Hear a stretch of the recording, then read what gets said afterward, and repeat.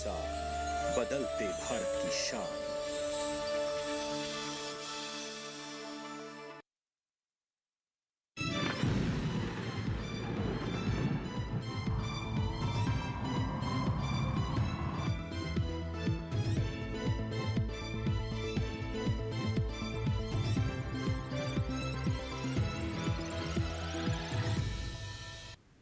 नमस्कार, आप सभी का स्वागत है। मैं हूं राहुल और आप देख रहे हैं दूरदर्शन किसान। हम लेकर हाजिर हैं अपना आज का ये बुलेटिन मौसम खबर।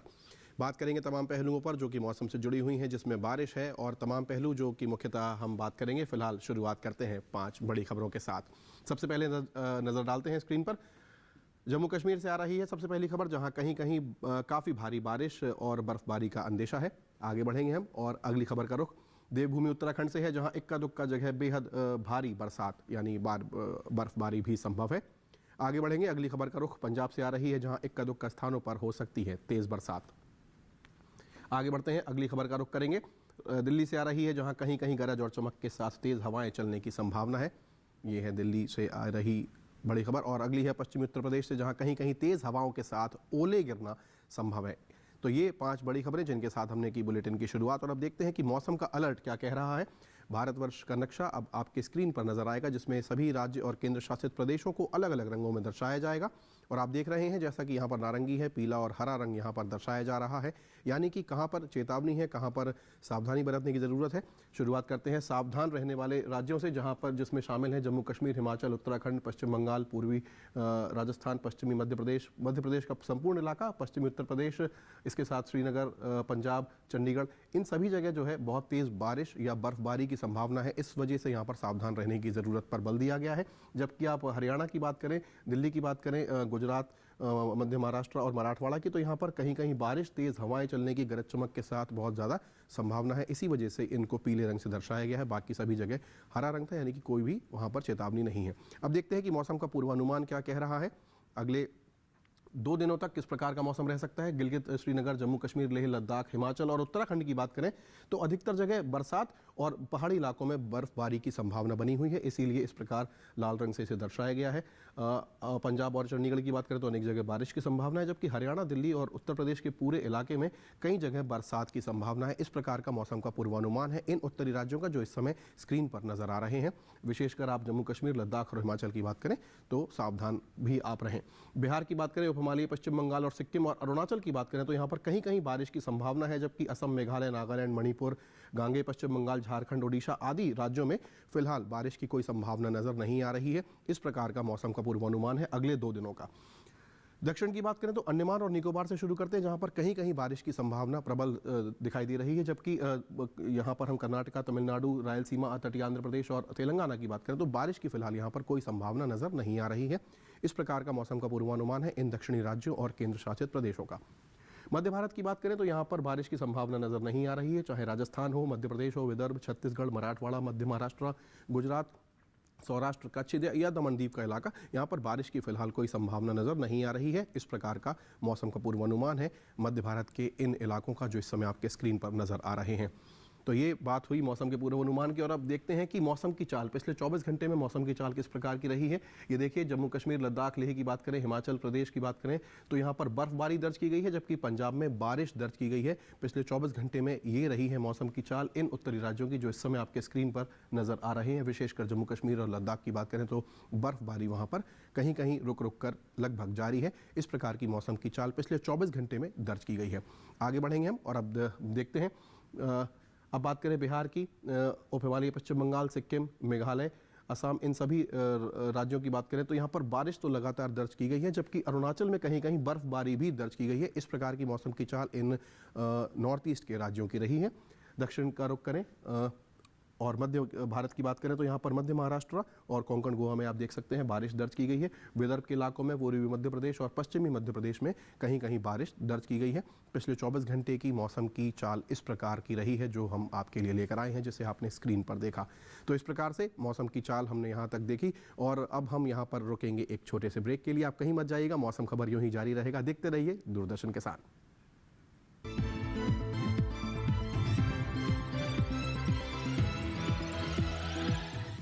It's another 6. रिचार्ज, जल्दी रिचार्ज करा। ये क्या किया? बच तो गया। पेमेंट कैसे करेंगे? टोकनाइज कार्ड से। टोकन? हाँ, ऑनलाइन पेमेंट के लिए आरबीआई लाए हैं टोकनाइजेशन। एक बार कार्ड डिटेल्स, ओटीपी, सीवीवी डालकर टोकन जनरेट कीजिए। कार्ड भी सुरक्षित और बार बार डिटेल्स भरने की नो झंझट। वही सुविधा अधिक सुरक्षा। ऑलराउंडर। वो की मैं। आरबीआई कहता है कि जानकार बनिए, सतर्क रहिए।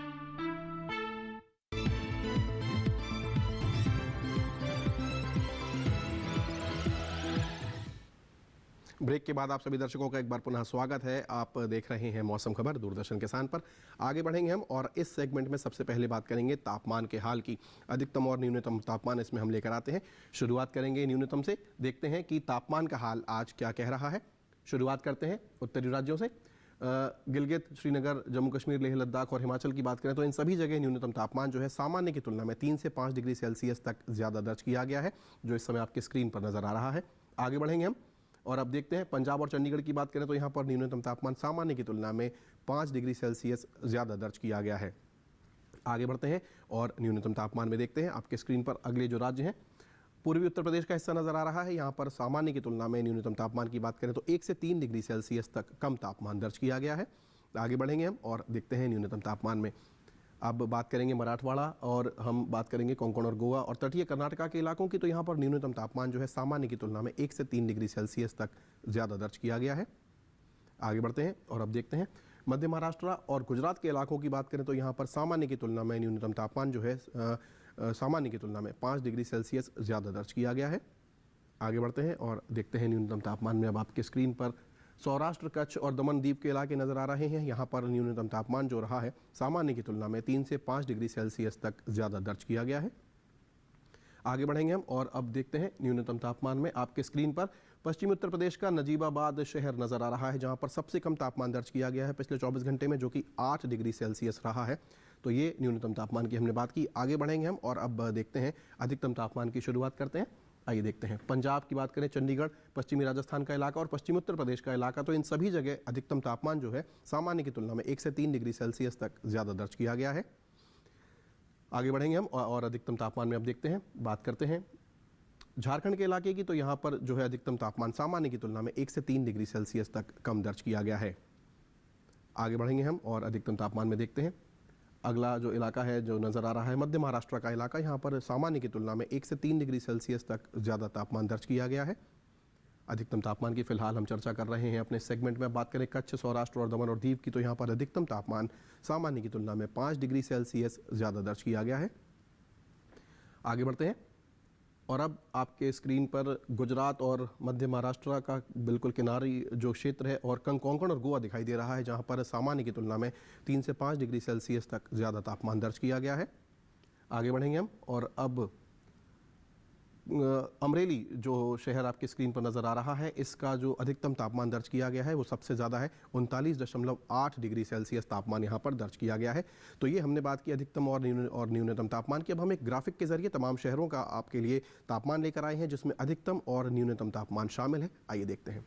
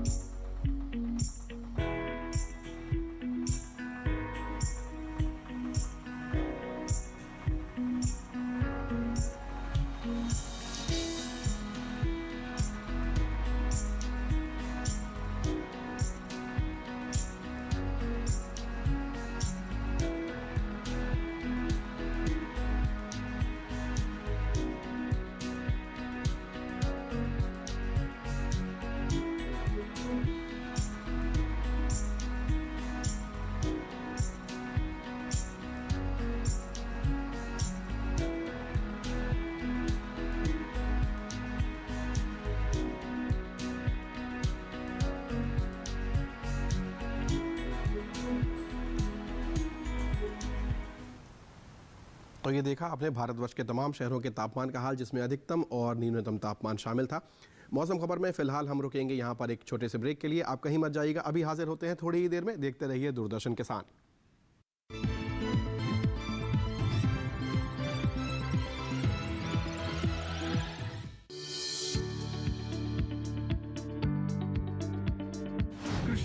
पशुपालन है एक दूसरे के पूरक। घर आंगन से लेकर व्यावसायिक फार्म तक, मुर्गी पालन से लेकर रेगिस्तान के जहाज तक। बीमारियों से अब पशुपालक ना हो परेशान। विशेषज्ञ करेंगे आपकी समस्या का समाधान। जुड़िए हमसे, पूछिए अपने सवाल। ईमेल के जरिए भी आप हमारे साथ जुड़ सकते हैं। हमारी ईमेल आईडी है ddkisanapc@gmail.com।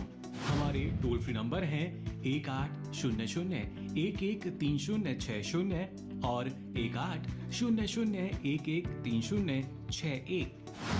देखिए अपना पशु चिकित्सक हर रविवार शाम 6:30 बजे दूरदर्शन किसान चैनल पर।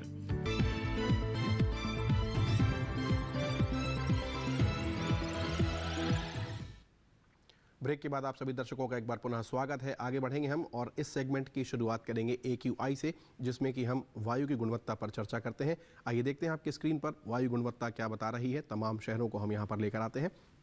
वायु की गुणवत्ता की शुरुआत करेंगे। देखते हैं, पहला शहर है राजधानी दिल्ली, जिसकी वायु गुणवत्ता 422 दर्ज की गई है, जो कि बहुत ही खराब श्रेणी में है। इस प्रकार की वायु गुणवत्ता सूचकांक पर दर्ज की गई। लखनऊ की 333 वायु की गुणवत्ता सूचकांक पर, जो कि खराब श्रेणी में नजर आ रही है, जैसा कि आप देख रहे हैं। आगे बढ़ेंगे, अगले शहर का रुख करते हैं। पटना की बात करें, 360 यहाँ पर वायु की गुणवत्ता सूचकांक पर दर्ज की गई है, जो कि खराब श्रेणी में है। आगे बढ़ेंगे हम, अगले शहर का रुख करते हैं। बेंगलुरु में 72 वायु की गुणवत्ता सूचकांक पर दर्ज की गई है, जो कि अच्छी श्रेणी में है।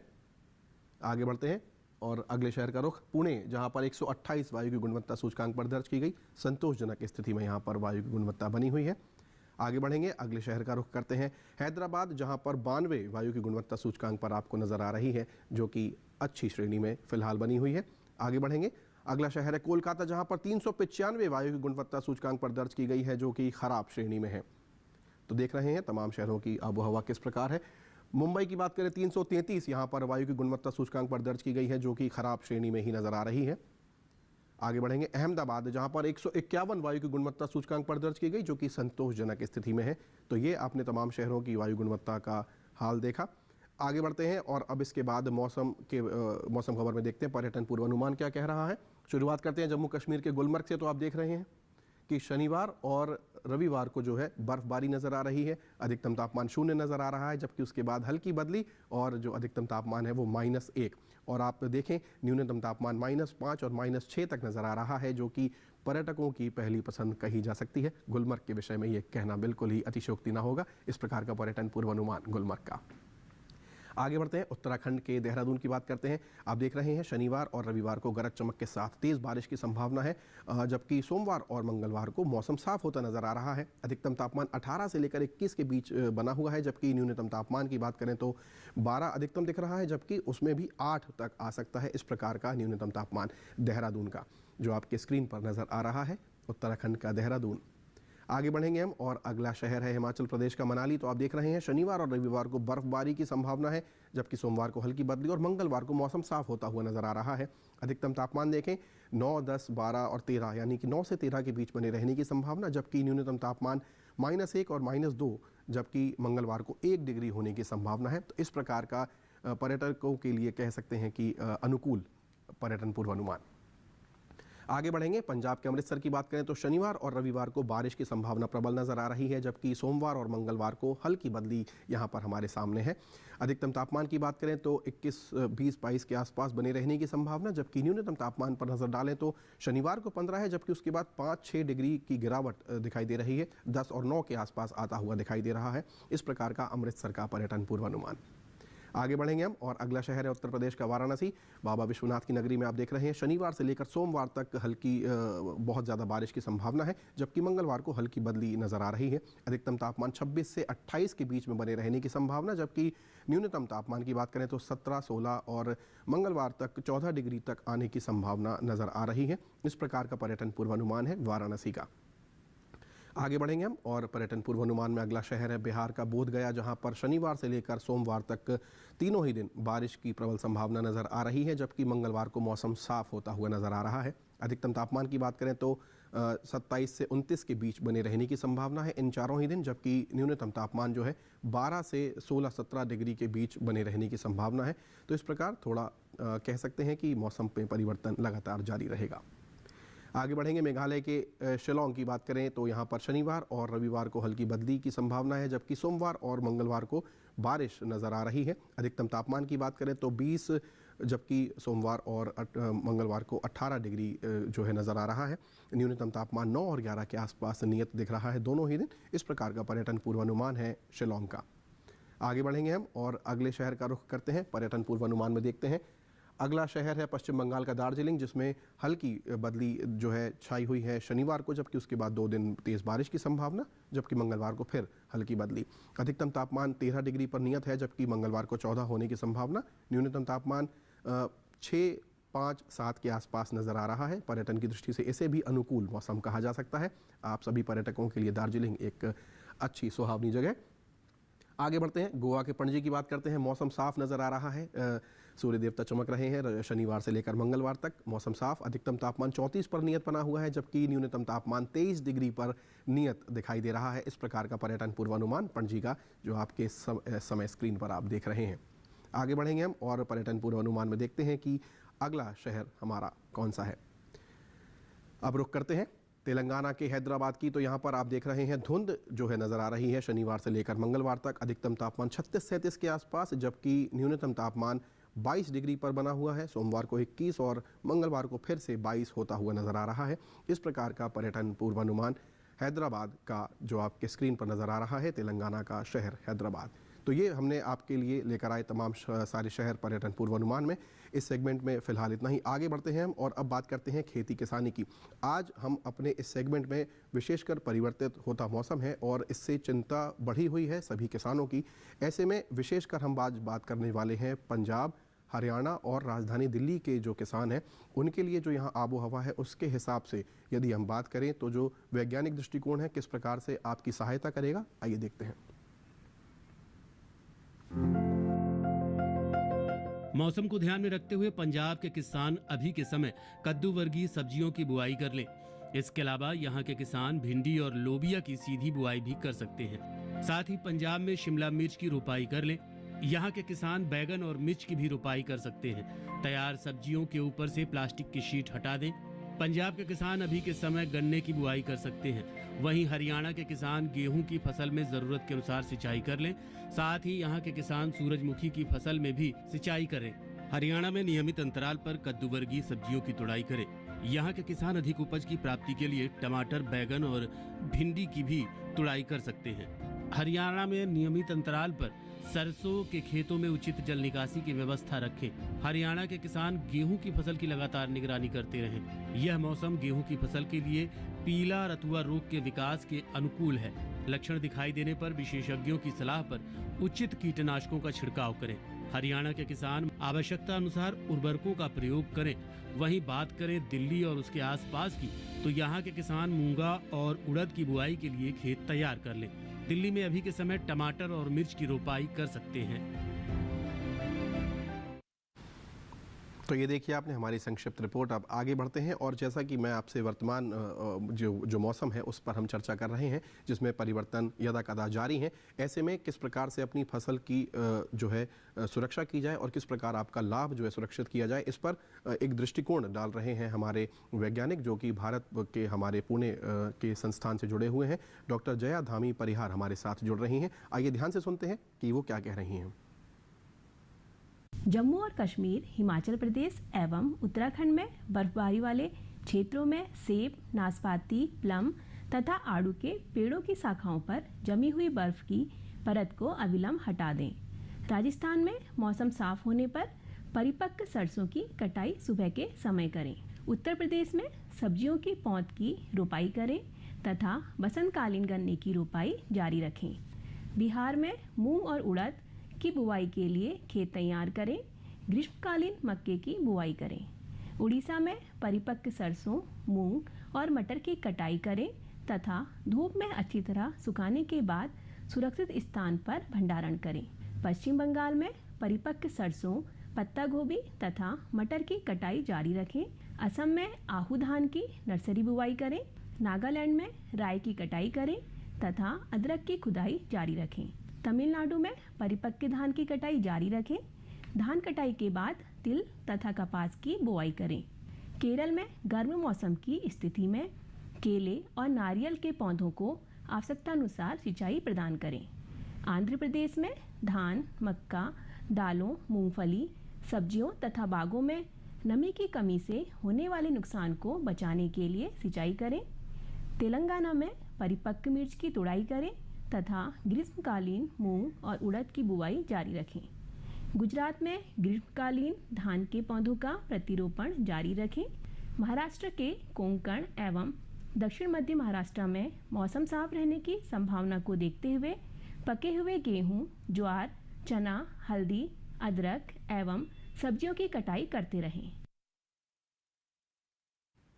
तो ये सुनिए आपने हमारे विशेषज्ञ की सलाह। और अब आगे बढ़ते हैं और अब आज की फसल की बात करते हैं, जिसमें हम आपके लिए लेकर आए हैं टमाटर, जो कि हमारे भोजन का एक अभिन्न अंग है। इसमें विटामिन सी पाया जाता है। वर्तमान समय की बात करें तो इसका कहीं कहीं किसी इलाकों में अभी इसकी जो है रोपाई चल रही है, तो कहीं पर निराई वगैरह के काम अभी किए जा सकते हैं। टमाटर पर आधारित है आज की फसल में हमारी रिपोर्ट, आइए देखते हैं।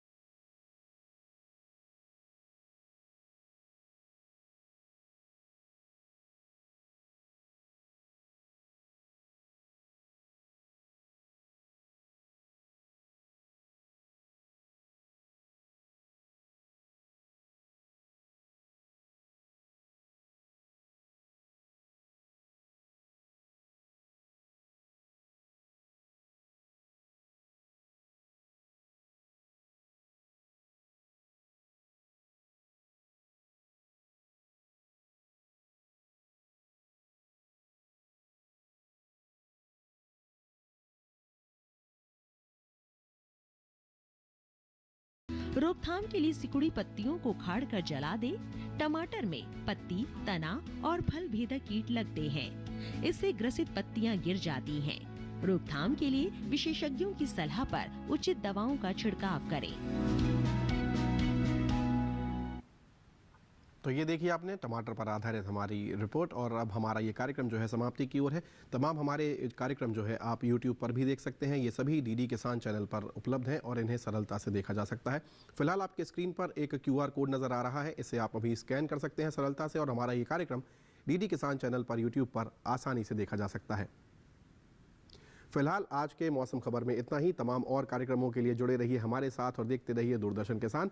मुझे और मेरी पूरी टीम को दीजिए इजाज़त। नमस्कार।